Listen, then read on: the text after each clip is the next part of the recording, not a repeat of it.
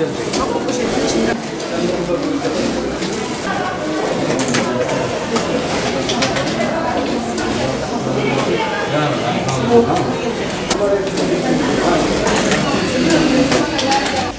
Siirtli genç kadın girişimcimiz Betül Buldu hanımefendi Beniz Tekstil Atölyesi'ni yine KOSGEB'imizin verdiği desteklerle burada atıl olan, devlete ait olan bir atölyeyi kendilerine tahsis ederek Siirt iş dünyasına, üretim dünyasına ve istihdam dünyasına kazandırdı. Tabii orta ölçekte yatırımlar, küçük yatırımlar bunların artarak geliştiğini, Siirt'te kurulduğunu görüyoruz. Önümüzdeki günlerde inşallah bu sene bunların sayısının çok daha arttığını da göreceğiz.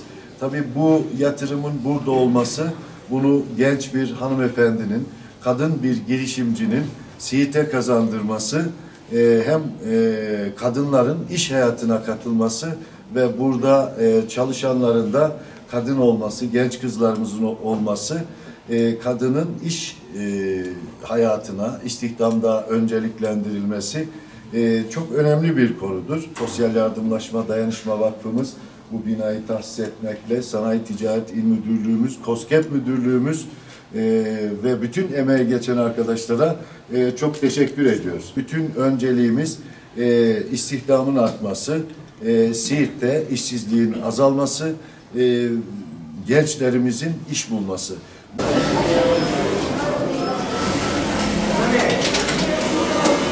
Aile katkısına da hani çok fayda oluyor.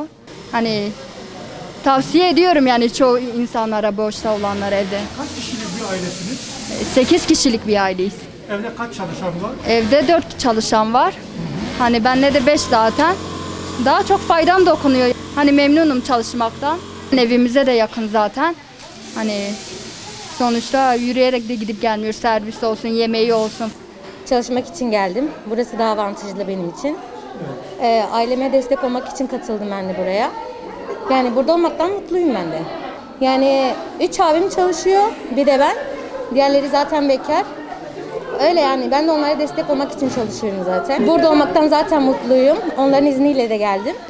Burada hemen aşağıda oturuyorum. Burada açılması bizim için çok avantajlı oldu. Hem yakın hem iş yerimizin kendi emeklerimizi kazanıyoruz hakkımızla. Hem kendi adımıza da hem iş yeri adına da çok mutluyuz.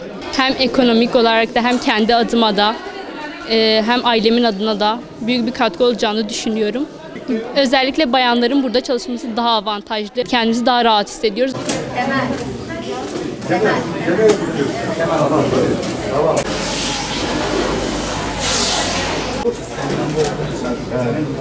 Bu orijinal mi? Tabii orijinal, bu da orijinal. Bunlar yani biz bu olduğu için bunlar birlikte